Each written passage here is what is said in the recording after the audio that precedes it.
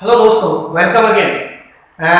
आज की इस वीडियो में हमारी जो हम एक्सरसाइज कर रहे थे जिसका कि नेम था linear equation in two variable या दो चरों वाले रैखिक समीकरण को सॉल्व करना सीख रहे थे।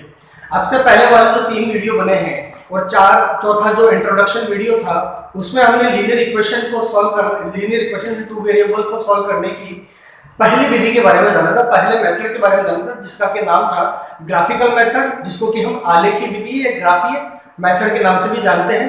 तो अगर वो आगे समझ में आ गया है तो अब हम linear equation in two variable या दो चरों वाले रैखिक समीकरण को सॉल्व करने की सेकंड जो मेथड है जिसका कि नेम है सब्स्टिट्यूशन मेथड या इसको प्रतिस्थापन विधि के नाम से भी जानते हैं। तो आज हम इसको कंसेप्टली बिल्कुल डेप्थली इसको स्टडी करेंगे। तो चलिए स्टार्ट करते हैं हमारे linear equation in two variables को सॉल्व करने की सेकंड मेथड सब्स्टिट्यूशन मेथड या प्रतिस्थापन विधि को। तो जैसा कि आपको पता है linear equation in two variables की इक्वेशंस को सॉल्व करने के लिए हमें हमेशा पेयर ऑफ लीनियर इक्वेशन दिया जाता है या युगपत समीकरण दिया जाता है। तो वो हम अभी तक जो एग्जांपल्स लिए हैं उसके दौरान हमने देखे कि जैसे इक्वेशन जो फर्स्ट होती थी वो कुछ इस फॉर्म में होती थी a1x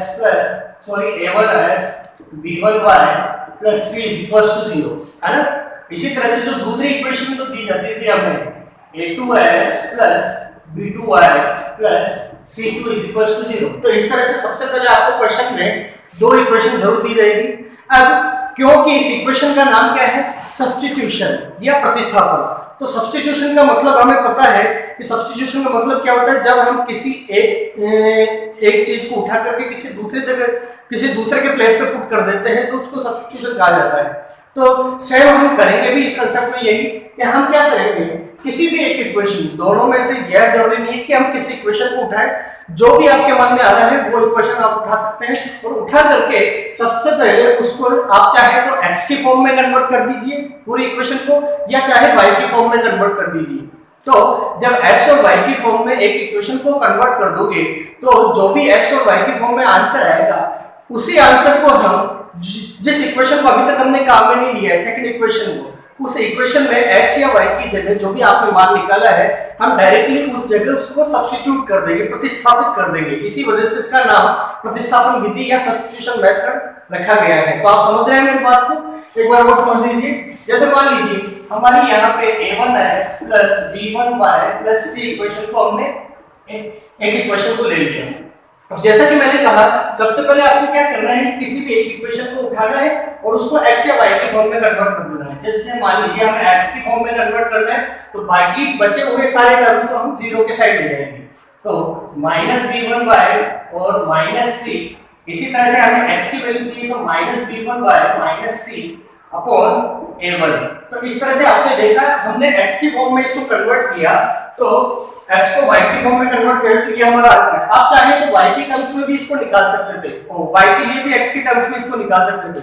तो अब जो ये इक्वेशन, ये जो x की वैल्यू आई है किससे आई है, फर्स्ट इक्वेशन से। तो अब हमें क्या करना है, जिस इक्वेशन को हमने अभी तक नहीं काम में लिया है सेकंड इक्वेशन, तो इस वैल्यू को हम सेकंड इक्वेशन में पुट कर देंगे। कहां पुट कर देंगे, जो हमारा वेरिएबल है, जैसे x के लिए निकाला है तो आप x की जगह इसको पुट करेंगे और y के लिए निकाला है तो आप y की जगह इसको पुट कर देंगे। तो अब हमारी जो सेकंड इक्वेशन थी, सेकंड इक्वेशन हमारी क्या थी, a2x plus b2y plus c2 is equals to 0।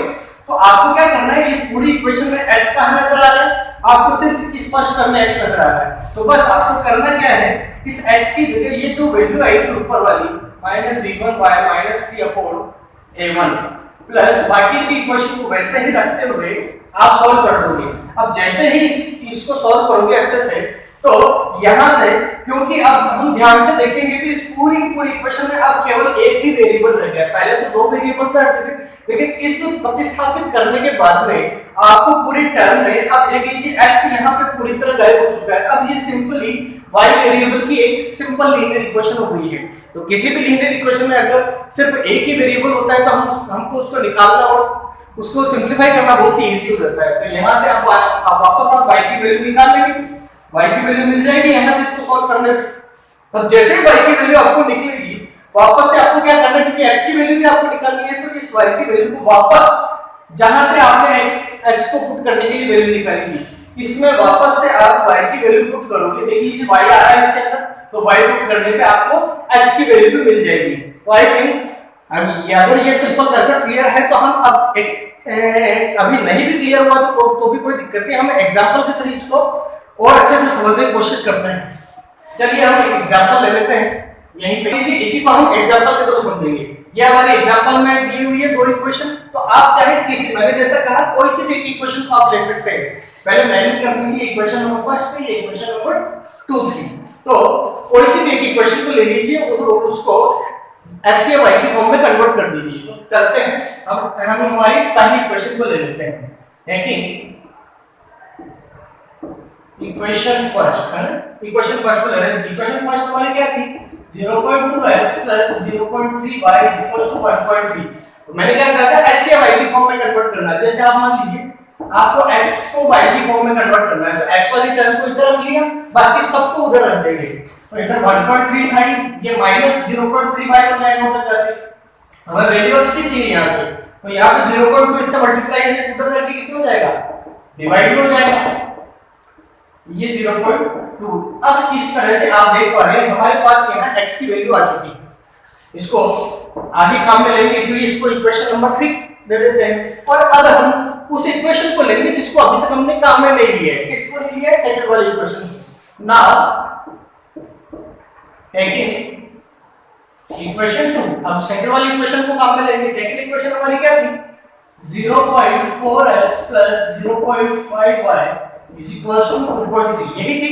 तो अब क्या करेंगे, हमारे यहाँ जो हमने x की वैल्यू, आप चाहे मैंने तो जैसा कहा हमने x की वैल्यू निकाली है, आप चाहे तो y की वैल्यू निकाल सकते थे। अब क्योंकि x की वैल्यू निकाली है तो x की जगह हम इसको पुट करते हैं, और अगर आपने y की वैल्यू निकाली होती तो हम इसको y की जगह पुट करते हैं। तो चलिए x का मान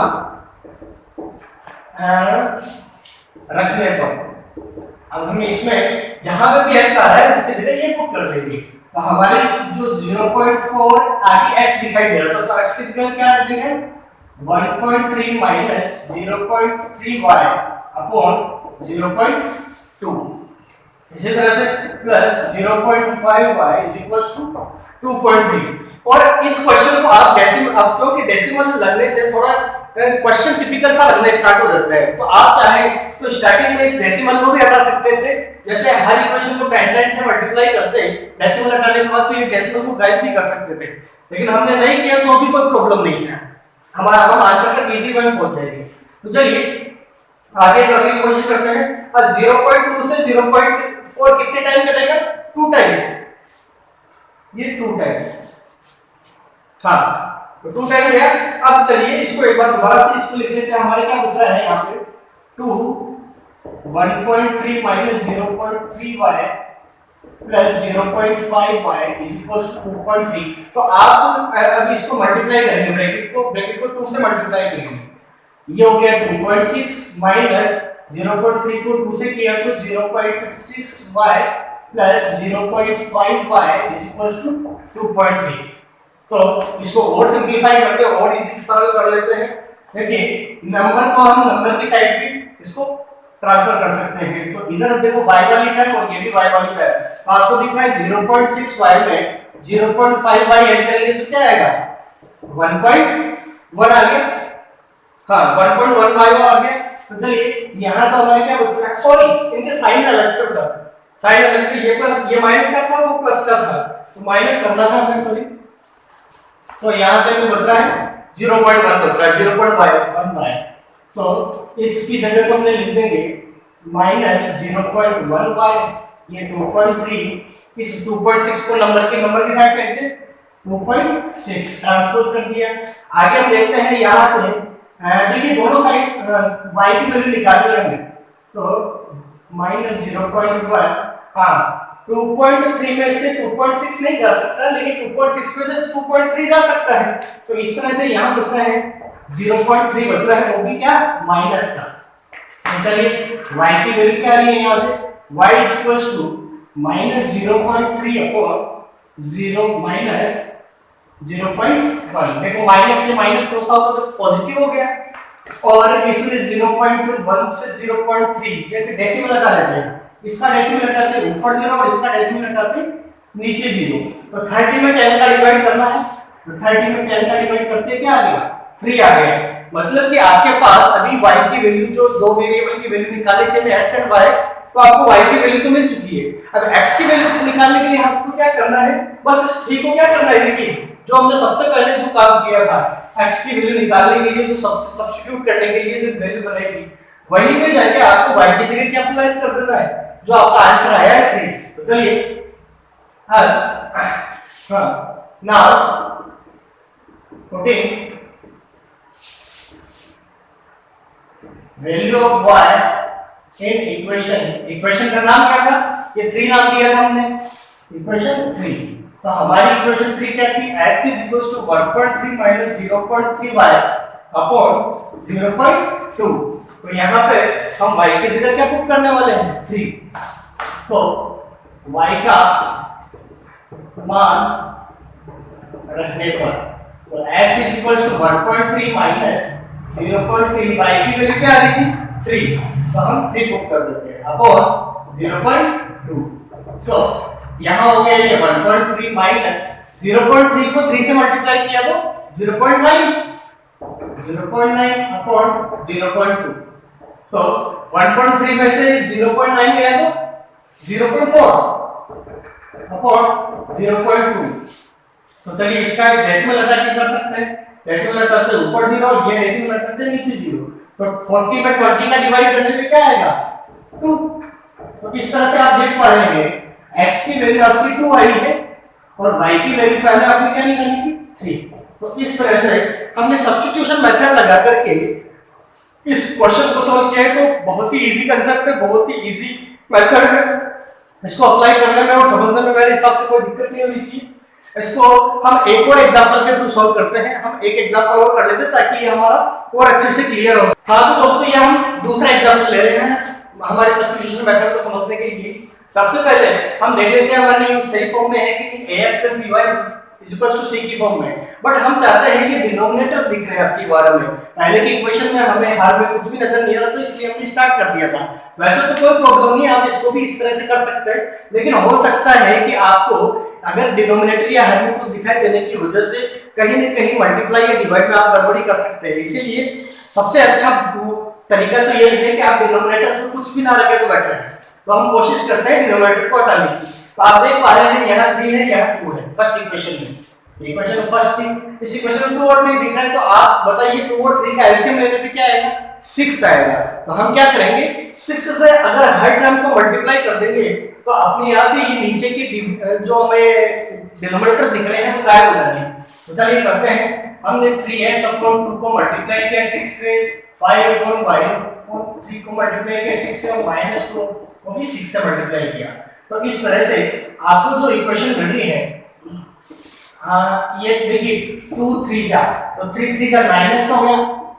चलिए 3x को 2 से काटा और 5 2 जा 10y हो गया और 6 2 जा 12 हो गया। तो इस तरह से अब आपने आपकी जो इक्वेशन जो डिनोमिनेटर्स की फॉर्म में थी उसको आप जनरल फॉर्म में कन्वर्ट कर चुके हैं। सिमिलर वे से आप इसको भी कन्वर्ट कर सकते हैं। तो देखिए 3 2 और 6 आ रहा है, तो 3 2 और 6 का एलसीएम क्या आएगा, 6 ही आएगा।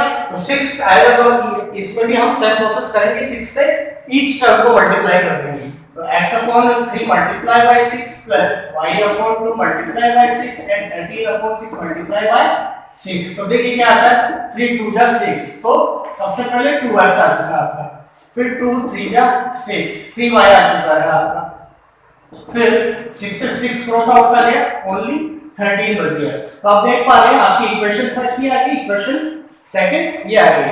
अब आपका क्वेश्चन वही पिछले वाले क्वेश्चन के स्टार्टिंग से स्टार्ट हो चुका है, जनरल फॉर्म दिखाई दे रही है आपको।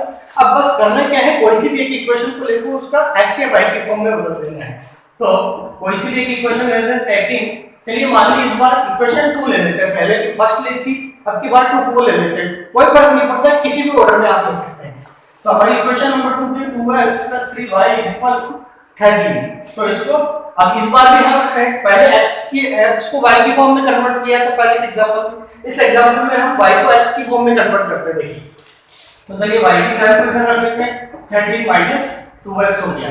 सो यहां से y की आंसर निकालेंगे 13 - 2x / 3। तो ये आपने y की फॉर्म कन्वर्ट कर दी है, तो y को x के फॉर्म में कन्वर्ट कर दिया है। अब क्या करेंगे, अब उस इक्वेशन को लेंगे जिसको अभी तक हमने काम में नहीं लिया है, मतलब इस बार हमने इक्वेशन फर्स्ट को काम में नहीं लिया है, तो लेते हैं नाउ टेकिंग इक्वेशन फर्स्ट, जो कि इक्वेशन फर्स्ट क्या थी, 9x - 10y = -12। आपके बाद आपको क्या करना है, पहले x की वैल्यू निकालनी थी, तो हमने x की जगह वैल्यू पुट कर दी थी। इस वाले एग्जांपल में हमने y को x की फॉर्म में निकाला, तो हम y की जहां पे भी y आ रहा है उसकी जगह ये पुट कर देंगे। तो चलिए 9x - 10 y की जगह y की वैल्यू पुट करते हैं। y की वैल्यू है 13 - 2x/3 = -12। ठीक है, तो देखिए अब यहाँ पे डिनोमिनेटर 3 आ रहा है, तो क्यों ना इसका एलसीएम ले लेते हैं, या ये भी कर सकते हैं हम जैसे ऊपर करते आ रहे थे, ईच टर्म को हम 3 से मल्टीप्लाई कर सकते हैं ताकि डिनोमिनेटर में कुछ भी ना बचे। तो मल्टीप्लाइंग ईच टर्म बाय 3 से मल्टीप्लाई क्यों कर रहे हैं, क्योंकि यहाँ डिनोमिनेटर 3 दिखाई दे रहा है और ये कहीं कटता हुआ भी नहीं लग रहा है, इसलिए हमने 3 से मल्टीप्लाई कर रहे हैं। तो करते हैं 9x को 3 से मल्टीप्लाई किया, -10/3 मल्टीप्लाई 3 और 13 - 2x -12 को 3 से मल्टीप्लाई किया। तो देखिए यहाँ से 3 से 3 क्रॉस आउट हो गया। अब 9 3 = 27x माइनस ये 10 बचा 13 - 2x और 12 3 36। तो इस तरह से हमारी जो इक्वेशन बन रही है यहाँ पे 27x माइनस, देखो 10 को 13 से मल्टीप्लाई करेंगे तो 130 आ जाएगा 130, और माइनस को माइनस से मल्टीप्लाई करते प्लस, और 10 को 2x से मल्टीप्लाई करते ही 20x -36। तो जब ये सॉल्व करते हैं x की वैल्यू देखिए 27x और 20x, और दोनों ही प्लस के हैं तो जुड़ जाएंगे, ऐड हो जाएंगे। तो 27x और 20x कितना हो गया 47x, नंबर को नंबर के साइड ट्रांसफर करते हैं, माइनस का 36 था, ये माइनस का 130 उधर जाके क्या हो जाएगा प्लस में हो जाएगा 130। तो 47x = 130 में से 36 माइनस करते हैं, आपका क्या आ रहा है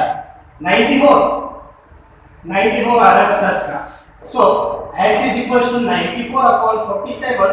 सो यहाँ से x 47 पूजा क्या होता है 94 ही होता है, तो आपको x की वैल्यू मिल चुकी है। तो अगर अब आपको x की वैल्यू मिल चुकी है तो अब क्या करना है, आपको y की वैल्यू निकालने के लिए बस आपको x की वैल्यू पुट करनी है। तो चलिए करते हैं ना, putting value of x in equation हमारी क्या थी, नंबर 3 थी इक्वेशन 3 में, तो हमारी इक्वेशन 3 क्या थी y = 13 - 2x/3 था। तो हम इसमें क्या रखने वाले हैं x की वैल्यू जो हमारी 2 आई है, तो 13 - 2/3 13 - 2 2 4/3। तो 13 में से 4 गया 9 आया, 9 में 3 का डिवाइड कितनी बार जाता है 3 बार। तो आपने देखा हमारे यहाँ पे y की वैल्यू हमें क्या मिल चुकी है, y = 3 मिल चुकी है और x की वैल्यू भी 2 मिल चुकी है। तो इस तरह से आपने देखा हमारे पास दोनों वैल्यू कितने सिंपल मेथड से, प्रतिस्थापन विधि से या सब्स्टिट्यूशन मेथड से कितना इजी पड़ता है लीनियर इक्वेशन इन 2 वेरिएबल को सॉल्व करना। तो आई होप समझ में आ गया होगा, क्योंकि दोनों एग्जांपल मैंने अलग-अलग टाइप के लिए हैं ताकि ये जो कांसेप्ट है आपको बिल्कुल क्लियर हो पाए। तो अगर प्लीज अच्छा लगा हो तो लाइक कीजिएगा और अपने दोस्तों को प्लीज जरूर शेयर कीजिएगा, और हो सके तो प्लीज सब्सक्राइब भी कीजिए। Okay, thank you.